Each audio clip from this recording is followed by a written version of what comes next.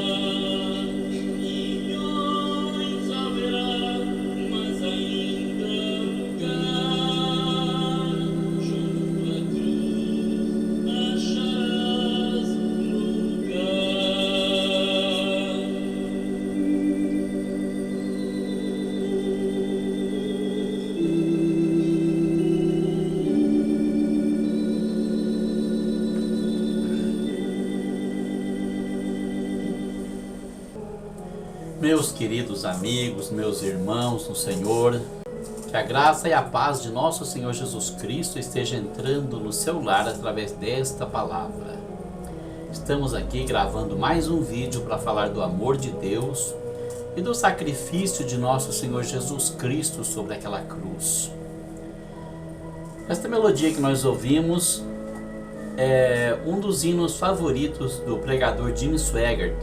Um dos seus auxiliares cantavam nas suas pregações, e nós encontramos a letra, e alguns anos atrás nós fizemos essa gravação num órgão caseiro. Não ficou boa como eles cantam, mas a letra da melodia é muito contundente, ela mexe com o interior da nossa alma e nos faz pensar naquele lugar, lá no pé da cruz, onde nós devemos nos abrigar para obter o perdão através do sangue remidor de nosso Senhor Jesus Cristo. Graças a Deus estamos aqui mais uma vez para meditar na palavra de Deus. E hoje nós queremos ler Isaías capítulo 53. Quem deu crédito à nossa pregação e a quem se manifestou o braço do Senhor, porque foi subindo como renovo perante ele, e como raiz de uma terra seca não tinha parecer nem formosura, e olhando nós para ele, nenhuma beleza víamos para que o desejássemos. Era desprezado e o mais indigno entre os homens, homem de dores, experimentado nos trabalhos, e como um de quem os homens escondiam o rosto, era desprezado e não fizemos dele caso algum. Verdadeiramente ele tomou sobre si as nossas enfermidades e as nossas dores levou sobre si. E nós o reputamos por aflito, ferido de Deus e oprimido. Mas ele foi ferido pelas nossas transgressões e moído pelas nossas iniquidades. O castigo que nos traz a paz estava sobre ele, e pelas suas pisaduras fomos sarados. Todos nós andamos desgarrados como ovelhas, cada um se desviava pelo seu caminho, mas o Senhor fez cair sobre ele a iniquidade de nós todos. Ele foi oprimido, mas não abriu a sua boca. Como um cordeiro foi levado ao matadouro, e como ovelha muda perante os seus tosquiadores, ele não abriu a sua boca. Da opressão e do juízo foi tirado, e quem contará o tempo da sua vida? Porquanto foi cortado da terra dos viventes, e pela transgressão do meu povo ele foi atingido. E puseram a sua sepultura com os ímpios e com o rico na sua morte, porquanto nunca fez injustiça, nem houve engano na sua boca. Todavia ao Senhor agradou moê-lo, fazendo-o enfermar. Quando a sua alma se puser por expiação do pecado, verá sua posteridade, prolongará os dias, e o bom prazer do Senhor prosperará na sua mão. O trabalho da sua alma ele verá e ficará satisfeito. Com o seu conhecimento, o meu servo justo justificará a muitos, porque as iniquidades deles levará sobre si. Pelo que lhe darei a parte de muitos, e com os poderosos repartirá ele o despojo, porquanto derramou a sua alma na morte, e foi contado com os transgressores. Mas ele levou sobre si o pecado de muitos, e pelos transgressores intercede. Glória a Deus por essa passagem maravilhosa. 750 anos antes da vinda de Jesus, o profeta Isaías trazia essa predição maravilhosa do que seria o sacrifício do Senhor Jesus Cristo pelos nossos pecados. Como duvidar de uma palavra tão fiel? Como Isaías poderia ao menos imaginar uma coisa parecida com isso 750 anos antes que acontecesse? Só pelo Espírito de Deus. É mais uma prova cabal da veracidade das Sagradas Escrituras e da sua legitimidade e da fidelidade de Deus diante da sua palavra. Analisando o primeiro versículo da palavra, quem deu crédito à nossa pregação e a quem se manifestou o braço do Senhor? Quem é capaz de acreditar nessa palavra? Quem é capaz de receber essa pregação? A quem é revelado o braço do Senhor? Quem consegue ver a mão de Deus em todas estas coisas? Porque tantas pessoas se manifestaram contra, tantas pessoas combateram essa palavra, e muitos daqueles que já foram fiéis, hoje são inimigos da palavra de Deus. Não podem ouvir a palavra de Deus, contestam a palavra de Deus, contestam a sua veracidade. A pergunta de Isaías continua ressoando hoje. 2751 anos depois dessa profecia, ela continua tão fiel quanto antes, continua mostrando exatamente o que aconteceria, o que aconteceu naquele tempo, o que aconteceu no tempo de Jesus e o que acontece em nossos dias, porque foi subindo como um broto perante ele e como raiz de uma terra seca, não tinha parecer nem formosura, e olhando nós para ele, nenhuma beleza víamos para que o desejássemos. E aí nós paramos para pensar nesses quadros bonitos que pintam de Jesus, aquele rosto bonito, aqueles olhos lindos, verdes ou azuis, aquela barba bem feitinha, aquele cabelo bem arrumado, que não condiz com a predição de Isaías, que diz que olhando nós para ele, nenhuma beleza víamos para que o desejássemos. Não tinha aparência, não tinha formosura. Não era alguém que pudesse ser desejado, era uma pessoa desprezada, como aquelas que você passa na rua e olha para aquela pessoa e sente nojo e vira o rosto, nossa, que coisa horrível. Ele era assim. Por que ele atraía as pessoas? Porque a beleza interior que emanava dele, o seu amor, a sua bondade, a sua misericórdia, a sua compaixão pelo pecador, que até hoje encanta o mundo, as pessoas que param para observar, também atraía as pessoas naquele tempo. Atraiu os primeiros seguidores, os seus apóstolos, e depois os demais que o acompanhavam. Mas muitos deles nunca pararam para conhecer, nunca se incomodaram para saber quem era aquele homem.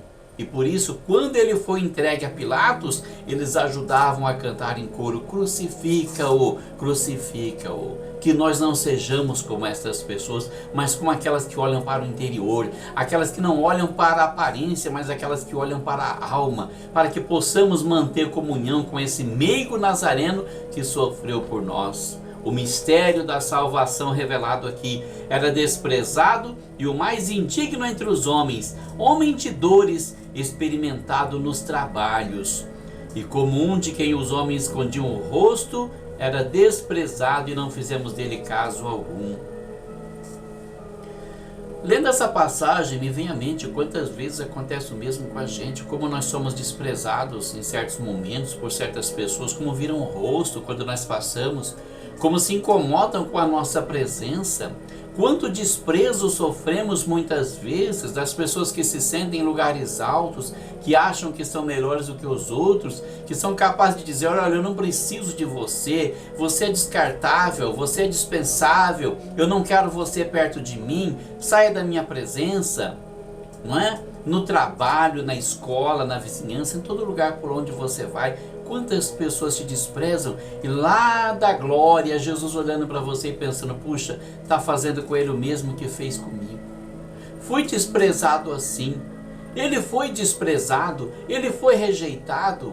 Viravam o rosto para ele aqueles que eram os senhores da religião, os senhores da nação, não precisavam dele, que era apenas um humilde carpinteiro experimentado nos trabalhos, homem de mãos calejadas. Homem humilde de profissão simples, que não importava para eles que queriam ser os reis da nação.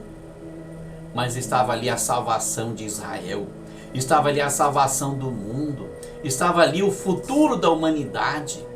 Naquele que era desprezado, naquele que era deixado de lado, naquele que não dava um valor, como muitas vezes acontece com você também, e não sabem que você é uma pessoa que Deus escolheu para fazer a diferença nesse mundo, e não sabem que você é uma pessoa que Deus escolheu para que habite em você o precioso Espírito Santo de Deus. Verdadeiramente Ele tomou sobre si as nossas enfermidades e as nossas dores levou sobre si. E nós o reputamos por aflito, ferido de Deus e oprimido. Quantas vezes acontece o mesmo, não é? Quantas vezes ele estava apenas recolhendo as enfermidades das pessoas, tomando sobre ele o que ele pagaria depois na cruz do Calvário, carregando as enfermidades, carregando os pecados. E nós o reputamos por aflito, ferido de Deus e oprimido. Esse aí está sofrendo o castigo de Deus. Esse aí deve ter cometido um grande pecado. Não, ele não cometeu o pecado, ele pegou o nosso pecado para ele, para pagar o nosso pecado. Ele tomou sobre ele os nossos pecados e as nossas enfermidades, que são consequência do pecado, para destruir tudo isso na cruz do Calvário, onde ele seria esmagado na presença de Deus, no nosso lugar. Mas nós o reputamos por aflito, ferido de Deus e oprimido. Mas ele foi ferido pelas nossas transgressões e moído pelas nossas iniquidades. O castigo que nos traz a paz estava sobre ele, e pelas suas pisaduras fomos sarados. Ele era o remédio dos nossos males, das nossas angústias, das nossas tristezas. É por isso que o mundo hoje enfrenta tanta dificuldade. Você olha para o jornal e você só vê violência. Você acessa uma rede social de informação, é crime, é violência, é estupro, é morte, é latrocínio, é uma violência que não acaba mais. Você olha para a humanidade e você vê as pessoas sofrendo com essa pandemia, com outras pandemias que estão surgindo, com outras epidemias que sempre molestaram o homem. Você para ver tudo isso, você vê a depressão tomando conta desse século e pergunta por quê? Porque as pessoas não aceitaram que ele levasse a sua carga, não aceitaram o seu sacrifício naquela cruz para derrotar os seus pecados. Elas querem ser perfeitas, elas querem ter a sua própria justiça, mas o homem falho, o homem pecador, o homem imperfeito não pode ter justiça diante de Deus. É necessário que alguém que já tenha feito isso compareça diante de Deus em nosso lugar. E essa pessoa é Jesus de Nazaré. Versículo chave: todos nós andamos desgarrados como ovelhas, cada um se desviava pelo seu caminho, mas o Senhor fez cair sobre ele a iniquidade de nós todos. Ele foi oprimido, mas não abriu a sua boca. Como um cordeiro mudo foi levado ao matadouro, e como uma ovelha muda perante os seus tosqueadores, não abriu a sua boca. Da opressão e do juízo foi tirado, e quem contará o tempo da sua vida? Porque foi cortado da terra dos viventes, e pela transgressão do meu povo foi ele atingido.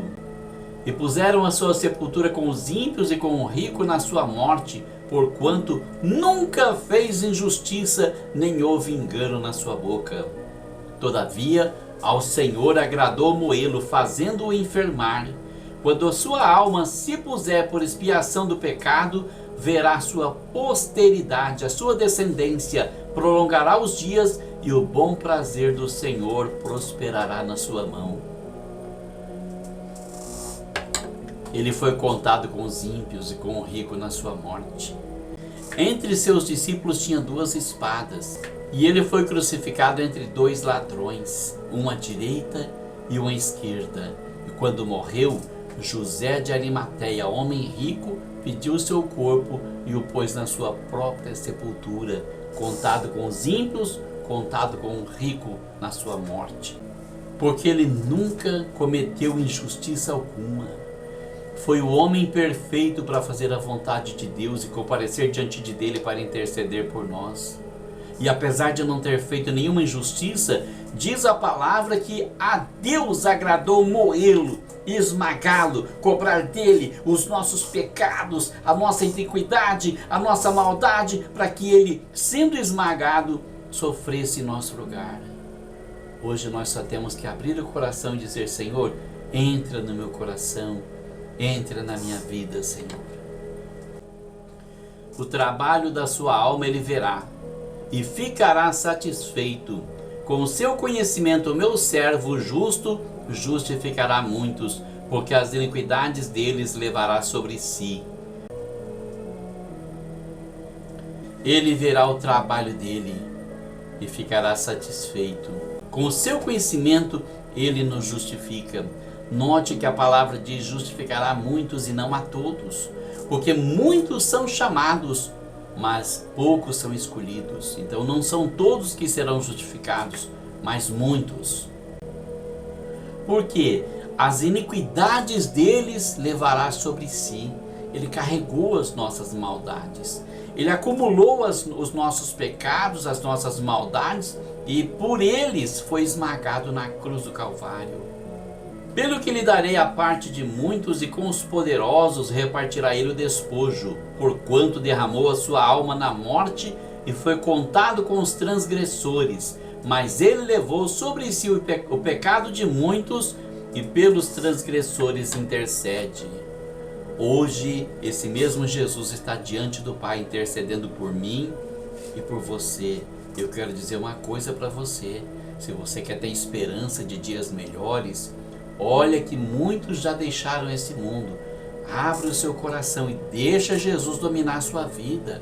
Pede a Ele a direção, pede a Ele a unção, pede a Ele sabedoria para viver na presença de Deus. Pede perdão dos seus pecados e deixa Ele dominar o seu coração, deixa Ele dominar seus pensamentos, deixa Ele dominar a sua vida, e você também terá salvação. Que Deus abençoe você, sua família, que Deus abençoe o Brasil. Não esqueça de deixar o seu like, por favor, e de compartilhar essa mensagem. Deus abençoe sua vida em nome de Jesus.